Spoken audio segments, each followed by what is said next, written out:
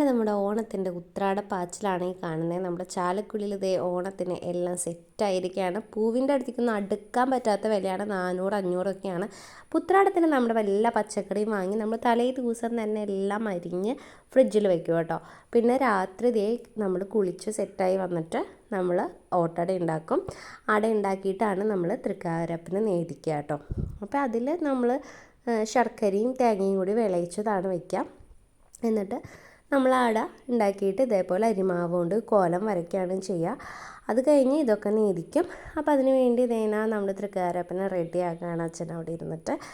അതൊക്കെ കഴിഞ്ഞ് നമ്മൾ വെളുപ്പിനാണ് ഇവിടെ ഓണം കൊള്ളുക. അപ്പോൾ നമ്മൾ ഓണമൊക്കെ കൊണ്ടിട്ടുണ്ട്. വെളുപ്പിന് 4 മണി സമയത്താണ് നമ്മൾ ഏകദേശം കൊള്ളാറ്. അത് വയ്ക്കും. 3 നമ്മളവിടെ വച്ചതിന് ശേഷം പടിക്കിൽ നിന്ന് നമ്മൾ മാവേലിനെ ആനയിക്കുകയാണ് ചെയ്യുക. ശേഷം സദ്യക്കുള്ള ഒരുക്കങ്ങളാണ്. അന്ന് ഉറങ്ങാറില്ല, നമ്മൾ സാധാരണ ഉറക്കം വരാറില്ല. പിന്നെ നമ്മൾ ഉണ്ടാക്കി വെച്ച അട കഴിച്ചുകൊണ്ടേയിരിക്കുക. പിന്നെ അതേപോലെ പൂക്കളിടുക. ഉത്രാടത്തിങ്ങയാണ് പൂക്കളിടേണ്ടത്, പക്ഷേ ഉത്രാടത്തിങ്ങ ഞങ്ങൾക്ക് സമയം കിട്ടാത്തത് കൊണ്ട് ഞങ്ങളത് ഓണത്തിനാക്കി. അപ്പോൾ നമ്മൾ അടിപൊളി പൂക്കളൊക്കെ ഇട്ടിട്ടുണ്ട്. കുറേ ഫോട്ടോസ് എടുക്കുക, പിന്നെ സദ്യ കഴിക്കുക. ഇതൊക്കെയാണ് മെയിൻ ഉദ്ദേശം. സദ്യയാണ് മെയിൻ ഓണം എന്ന് പറയുമ്പോൾ നമ്മുടെ മനസ്സിലേക്ക് വരണല്ലേ, സദ്യ പായസം. അതൊക്കെ കഴിച്ച് കഴിഞ്ഞ് നേരെ ചേട്ടൻ്റെ വീട്ടിലേക്ക് പോയി നമ്മൾ. അപ്പോൾ ഇവിടുന്ന് കുറച്ച് ദൂരമുണ്ട്, ഒരു 13 കിലോമീറ്റേഴ്സ് ഉണ്ട്.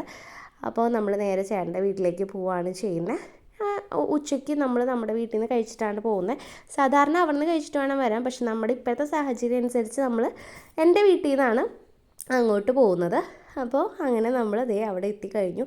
അവിടെയും ഓണം ഇതേപോലെ കൊണ്ടിട്ടുണ്ട്. അപ്പോൾ അവിടെ ചില വ്യത്യാസമുണ്ട്. വേറെയും കുറേ സാധനങ്ങളൊക്കെ വയ്ക്കും. അതിനെപ്പറ്റി ഡീറ്റെയിൽ ആയിട്ട് അറിയില്ല. അപ്പോൾ അങ്ങനെ ഓണം കൊള്ളണമെങ്കിൽ അവിടെ ഇവിടെയൊക്കെ ചെറിയ ചെറിയ വ്യത്യാസങ്ങൾ ദേശത്തിനനുസരിച്ച് മാറും കേട്ടോ. ഇതെൻ്റെ നാത്തൂനാണ്. അപ്പോൾ ആളുടെ കുട്ടിയും പിന്നെ നമ്മളെടുത്ത കുറച്ച് സ്റ്റിൽസും കാര്യങ്ങളൊക്കെയാണ്. അപ്പോൾ ഇതാണ് നമ്മുടെ ഓണവിശേഷം എന്ന് പറയുന്നത്. സോ നിങ്ങൾക്ക് അടിപൊളി ഒരു ഓണമായിരുന്നിട്ടുണ്ടാവും എന്ന് വിശ്വസിക്കുന്നു. ഇനി അടുത്തൊരു ഓണത്തിന് വേണ്ടിയുള്ള വെയിറ്റിംഗ് ആണ്.